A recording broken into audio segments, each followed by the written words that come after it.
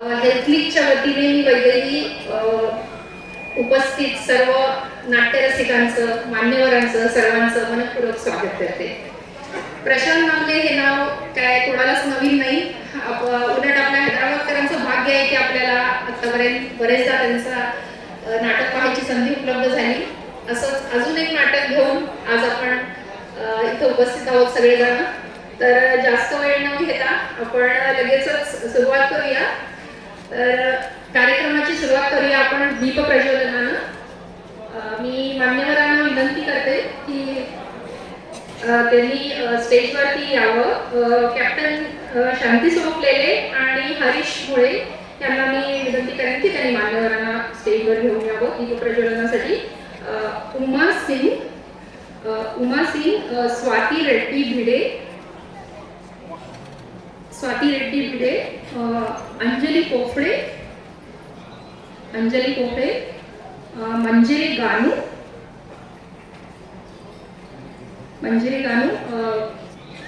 मंजू पडके.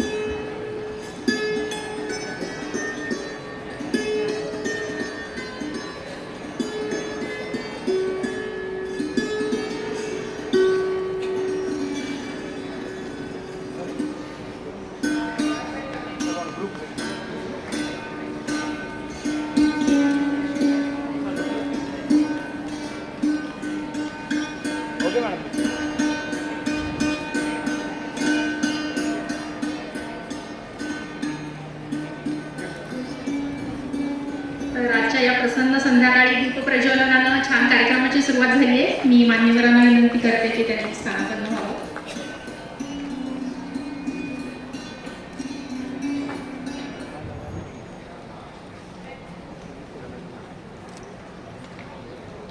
तर सुरुवातीलाच आपण थोडंसं हेल्थलीग बद्दल जाणून घेऊया. हेल्थलीग ही संस्था राजा रामबहादूर व्यंकटरेड्डी यांनी 1944 साली स्थापन केली. गेली 81 वर्षे ही संस्था मुख्यत्वे क्रीडा, सामाजिक आणि सांस्कृतिक क्षेत्रात अविरत कार्य करते आहे. इथे मुलांना विशेषतः भारतीय खेळांचं शिक्षण दिलं जातं आणि योग्य शिक्षणाबरोबरच शारीरिक शिक्षणाबरोबरच खेळाडूंना पूरक आणि सतत आहारही इथे दिला जातो. या संस्थेमध्ये खेळाच्या जोडीला इतरही विषयांवर शिक्षण दिलं जातं, जसं की संगणक प्रशिक्षण, कराटे, नृत्य, शास्त्रीय गायन वगैरे. तर हेल्थलीगच्या काळातील जिम्नॅशियमला देखील नुकतंच 8व्या वर्षात पदार्पण केलंय आणि त्या अनुषंगाने तेथील सोयी सुविधा यांचंही संपूर्ण नूतनीकरण करण्यात आलंय. येथील सर्व खेळाडूंना तावून सुलाखून घेणारे आणि त्यांचा उत्तम विकास करणारे प्रशिक्षक, त्यांचा उल्लेख केल्याशिवाय आपण पुढे जाऊ शकणार नाही. मल्लखांबसाठी Dilip Gavhane, M Gopal, George Francis आणि श्रीधर डिंगरे. टेबल टेनिससाठी प्रदीप देशमुख, खो खोसाठी श्रीरंग गायकवाड आणि प्रदीप देशपांडे, कराटेसाठी Damodar Naik, gym instructor Uday Kapoor, yoga Mukund Kulkarni, संगणक प्रशिक्षण माधुरी बेडेकर, शास्त्रीय संगीत आराधना कराडे, कुचिपुडी प्रियांका भारदे. तर हे झालं खेळाविषयी. आणि एल्फ्लिगने सामाजिक बांधिलकी देखील तितकीच जपलेली आहे. तर कोविडच्या काळात देखील नागरिकांसाठी त्यांनी पल्स पोलिओ लसीकरण, वॅक्सिनेशन, बूस्टर डोस कॅम्प, वैद्यकीय चिकित्सा शिबिर हे सर्व गोष्टी मोफत आयोजित केल्या होत्या. प्रोव्हिजन किट्स देखील देण्यात आले होते. आणि सांस्कृतिक क्षेत्राबद्दल जर म्हणायचं झालं तर आपल्याला माहीतच आहे सगळ्यांना की जसं गणेशोत्सव, दसरा, कोजागिरी अशा अनेक सणांच्या निमित्ताने सांस्कृतिक कार्यक्रम हेल्थलिंकच्या प्रांगणात मोठ्या उत्साहात आणि आनंदात साजरे करण्यात येतात. तर अगदी थोडक्यात आता आपण एक आढावा घेऊया हेल्थलिंकने मागच्या काही महिन्यामध्ये झालेल्या काही कार्यक्रमांचं.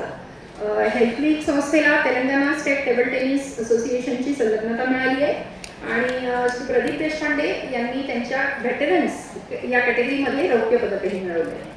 हेल्थलिंकमध्ये 6 खेळाडूंचा समावेश असलेल्या उस्मानी विद्यापीठ खो खो संघाने हेल्थलिंक येथे प्रशिक्षण शिबिर घेतले होते आणि तामिळनाडू येथे झालेल्या इंटर युनिव्हर्सिटी चॅम्पियनशिपमध्ये भाग घेतला होता.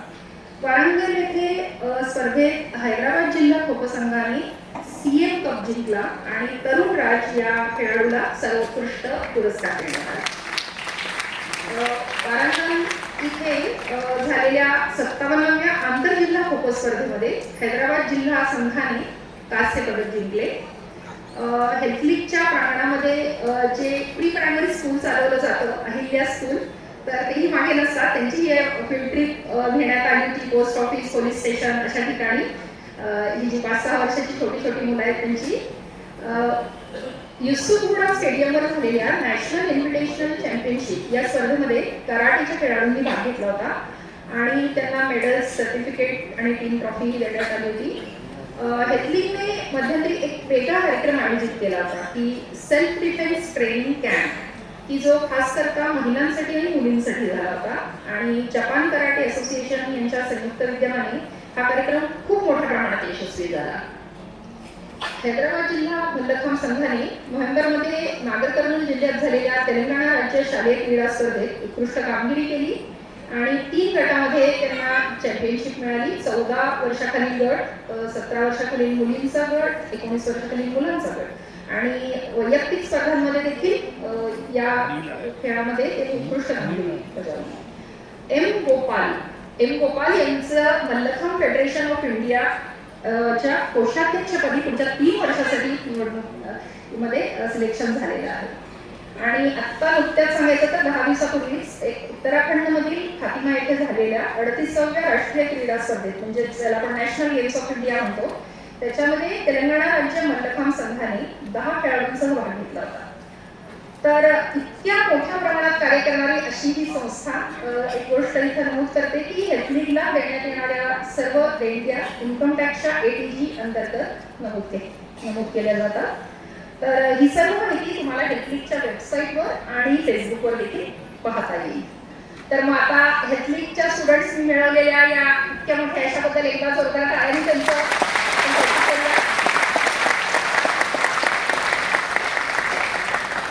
तर जास्त वेळ न घेता आपण लगेच कार्यक्रमाला सुरुवात करतोय. त्याआधी एक छोटीशी सूचना जी नेहमी करावी लागते की आपल्यामुळे कुठलेही कार्यक्रमाच्या नाटकाच्या मध्ये आवाज व्यत्यय येऊ नये याची काळजी घ्या. सर्वांनी आपापले मोबाईल सांभाळा. आणि हैदराबादमधील मराठी रसिकांसाठी आतापर्यंत कित्येक दर्जेदार कार्यक्रमांचं आयोजन संस्थेनं केलेलं आहे आणि आजची ही 18वी प्रस्तुती आहे. 18वी. तर या 18 पैकी प्रशांत दामले यांची आपण कित्येक नाटकं इथं पाहिली, जसं की साखर खाल्लेला माणूस, सारखं काहीतरी होतंय, संगीत संशय कल्लोळ. तर असंच अजून एक दमदार विनोदी नाटक घेऊन आज आपण आलेलो आहोत तुमच्या भेटीला की याला आपण ऑल टाइम हिट नाटक असं म्हणू शकतो. की ह्या नाटकाला रसिकांचं म्हणजे खरोखर अफाट प्रेम लाभलं. गेला माधव कोणीकडे. तर आज आहे खास हैदराबाद करता 64वा आणि शेवटचा प्रयोग. हो, 64वा आणि शेवटचा. खरं तर या नाटकाचे 63 प्रयोग करून थांबायचं असं ठरलं होतं, पण फक्त आपल्यासाठी त्यांनी हा 64वा प्रयोग आज इथे करायचं मान्य केलेला. आणि हा 64वा सेकंड इनिंग मधला आहे. खरं तर ह्याची सुरुवात झाली 92 साली. म्हणजे 1800 अधिक प्रयोग या नाटकाचे झालेले आहेत पहिल्या ह्याच्यामध्ये. आणि मग मध्ये थोडासा गॅप झाला आणि मग आता सेकंड इनिंग मध्ये हा 64वा आणि शेवटचा प्रयोग येतो. जवळजवळ 2000 प्रयोग या प्रकारचे आहेत आजपर्यंत झालेले. तर आपण गेला महिनाभर या नाटकाची खूप उत्सुकतेने वाट पाहतोय. तर सुरू करूया लगेचच. वसंत सबनीस लिखित एक कुमारस्वार नाटक, प्रशांत नागले फॅन फाउंडेशन प्रकाशित, गौरी थिएटर्स निर्मित गेला माधव कुणीकडे. गेला माधव कुणीकडे.